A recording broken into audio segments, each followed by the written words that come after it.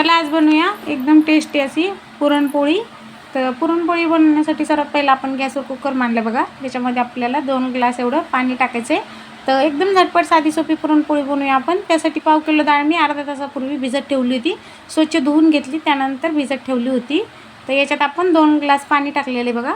तर तुमचा डब्बा कुकरचा छोटा मोठा असेल त्या हिशोबाने डब्बे त्याच्यासाठी टाकली, कारण आपल्याला भात पण लावायचा कुकरला, तर एकाच टायमाला आपलं दोन्ही पण होईल।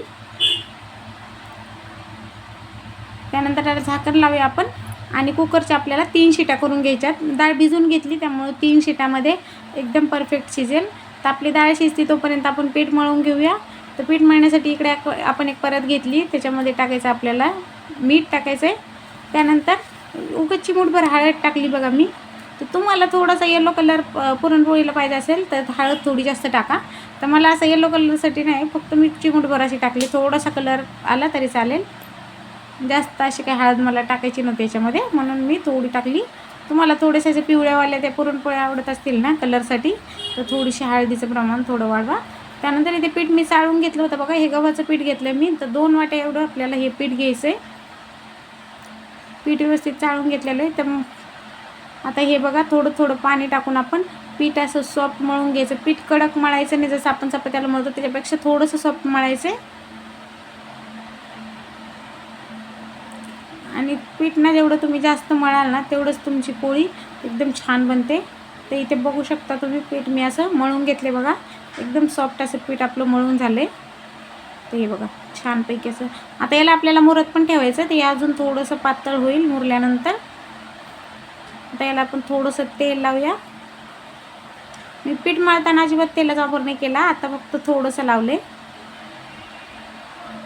जास्त तेल लावल्याने पुरणपोळी सॉफ्ट होती असं काही नाही आहे, फक्त पीठ मळण्यावर पण असतं व्यवस्थित आणि पुरणावर पण असतं। पुरण जर जाड राहिलं तरी पण पुरणपोळी फुटते आपली। ते बघा असं व्यवस्थित थोडंसं तेल लावून घ्यायचं वरून, की पीठ आपलं कडक नाही हो म्हणून। आणि याच्यावर झाकण मांडायचं आपल्याला। तुमच्याकडे टाईम असेल तर तुम्ही जास्त वेळ ठेवा, तर कमसे कम अर्धा तास तरी ठेवा, जेणेकरून आपल्या पोळ्या एकदम छान बनतील। आता आपलं पीठ मुरतंय तोपर्यंत आपण इकडे पुरण बनवून घेऊ। तर मी इकडे डाळ बघा कुकरमधून काढून घेतली, त्यानंतर त्याच्या चाळणीतून त्यातलं पूर्ण पाणी काढून घेतलं, ज्याची की आपल्याला कटाची आमटी बनवायची। तर इथे डाळ आपण पूर्ण कढईमध्ये टाकली बघा। आणि डाळ मी तुम्हाला बघा 3 शिट्ट्यामध्ये डाळ कशी शिजली ते दाखवते। हे बघा बघू शकता तुम्ही, डाळ एकदम गाळ झालेली आहे। आणि तुम्हाला ना हे बघा असं चमच्याने तुम्ही दाबले ना तरी पण डाळ आपली मॅश होते।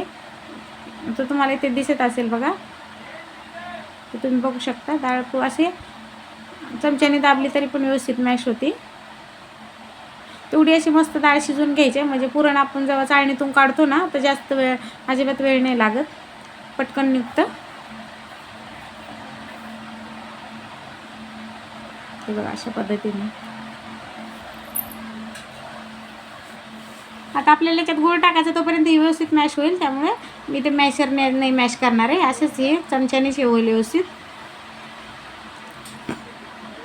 त्यानंतर आपण इकडे गूळ घेतला बघा, गूळ एक वाटी भरून घेतलाय, पण मला वाटलं की जास्त होईल म्हणून मी थोडासा गूळ त्यातला ठेवलाय। पण हे जे पुरणपोळी आहेत ना, ते गूळ टाकला ना त्याच्यात खूप गोड झालेलं आहे, जास्त असे सपक नव्हत्या, व्यवस्थित गोड झालेलं। आणि पुरणपोळी कसं थोडीशी गोडच छान लागते।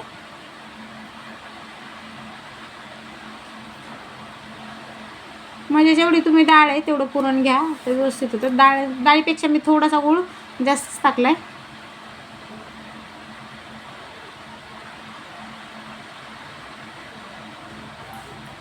आता हे व्यवस्थित आपल्याला पुरण परतून घ्यायचं आहे।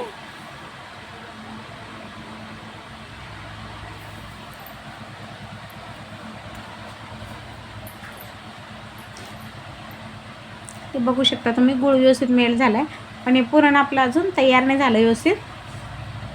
याला 2 ते 3 मिनटं अजून लागतील।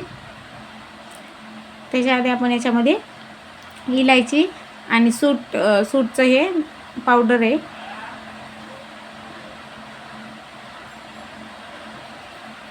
व्यवस्थित मिक्स करून घ्यायची। तुम्हाला असेल त्याच्यात थोडंसं तुम्ही जायफळ पण टाकू शकता।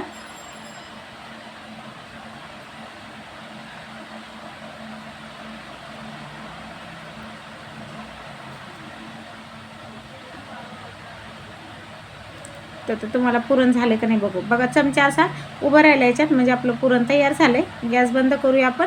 त्यानंतर इकडे माझ्याकडे ती पुरण चाळायची चाळणी मोठीवाली नाही आहे. आता मी हे बारक्या चाळणीतच तुम्हाला करून दाखवते झटपट असं. तर आपण हे गरम गरमच पुरण घ्यायचं. खाली एक भांडं मांडायचं मोठं. तर मी ते खाली मोकळी आपली कढई घेतलेली आहे. आणि बारक्या चमच्याने ना याला गरम गरम असं बघा मॅश करून घ्या. लगेच होतं पटापटा. ते बघा असं गरम गरम असलं ना पटकन चाळणीतून बाहेर येते. आणि थंड झाल्यावर जसं जास्त जोर लावायला लागतो याला, त्यामुळे हे गरम गरमच करायचं आपल्याला. आणि मोठी चाळणी असती तर अजून पटकन झालं असतं, पण नाही आहे मोठी चाळणी, त्यामुळे ह्या चाळणीत आपण पटापट करून घेऊया.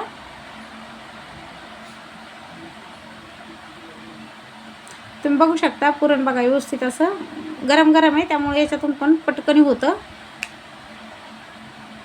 आणि जे आहे सामान त्याच्यामध्येच करायचं, कोशिश करायची की असं नाही हे नाही ते नाही असं नाही आहे. ह्याच्यामध्ये पण व्यवस्थित पुरण निघते बघा. आणि मला काही जास्त आमच्या घरात जास्त माणसं नाही, त्यामुळे जास्त पुरण नाही बनवायचे. ते बघा मस्त असं निघते. तर पूर्ण पुरण मी इथे बनवून घेतले. तर बघू शकता एकदम मऊसूत लोण्यासारखं आपलं हे पुरण तयार झाले. आता याचे आपण गोळे बनवून घेऊया.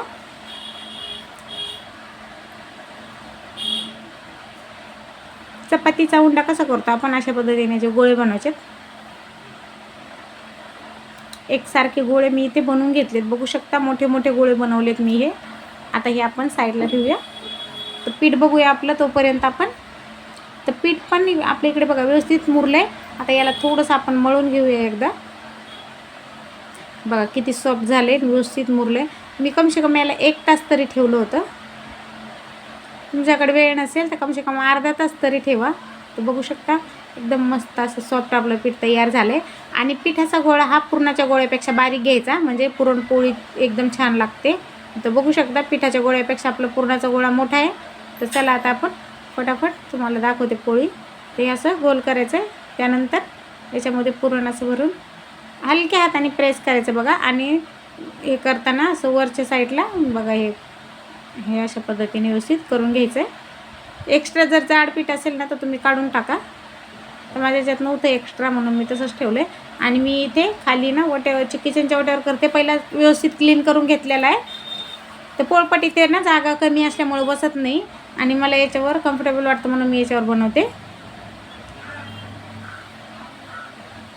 व्यवस्थित स्वच्छ धुवून घेतलेलं आहे. तर आता हलक्या हाताने आपण लाटून घेऊया. ते बघा हलक्या हाताने लाटायची, काही एवढी जोर लावायचा नाही अजिबात. पहिलं तर कडा व्यवस्थित बारीक करायच्या, मग मध्ये लाटायची. डायरेक्ट असं मध्ये नाही लाटायचं. कडा व्यवस्थित सर्व साईडने अशा लाटून घ्यायच्या छानपैकी अशा.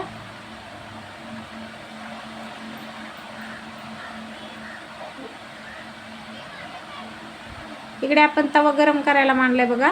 तवा गरम झाला व्यवस्थित, ते त्याला थोडंसं आपण तूप लावूया.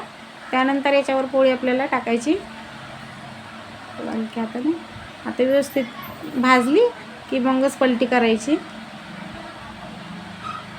आता या साईडने पलटी केल्यानंतर गॅसची फ्लेम मी फास्ट केली.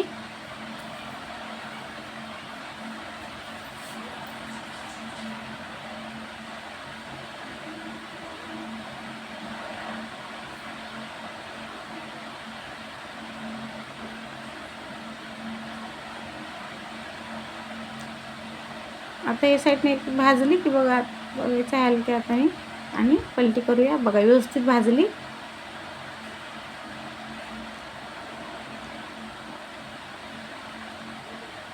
हलक्या हाताने असं दाबायचं, म्हणजे सर्व साईडने अशी फुगली पाहिजे व्यवस्थित.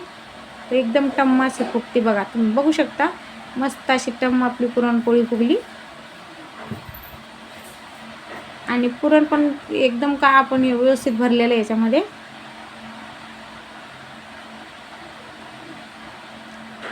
पलटी करून घेऊया. आणि दोन्ही साईडने व्यवस्थित अशी भाजून घेतली बघा मस्तपैकी.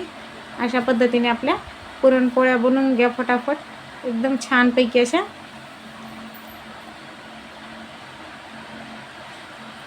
छान डार्क कलरला येऊस्तर भाजायच्या. गॅसची फ्लेम स्लो ठेवली ना नंतर तर व्यवस्थित खरपूस अशा भाजले जातात. तर अशा पद्धतीने मी पूर्ण बनवून घेते, त्यानंतर तुम्हाला दाखवते. तर तुम्ही इथे बघू शकता आपल्या पुरणपोळ्या बनवून झालेल्या आहेत. तर मी इथे 2 ह्या पुरणपोळ्या ताटात घेतल्या तुम्हाला दाखवायला. तर तुम्ही मी फोडून दाखवते. एक बघा काठापर्यंत पुरण आपण याच्यात भरले. तर तुम्ही बघू शकता हे बघा एकदम काठापर्यंत आणि एकदम सॉफ्ट आणि आपली खुसखुशीत अशी ही पुरणपोळी तयार झाली. तर बघा हे पुरण. तर तुम्हाला माझा हा व्हिडिओ आवडला का पुरणपोळीचा? आवडला असेल तर व्हिडिओला एक लाईक नक्की करा, शेअर करा, सबस्क्राईब करायला विसरू नका आणि सर्वांना गुढीपाडव्याच्या हार्दिक शुभेच्छा.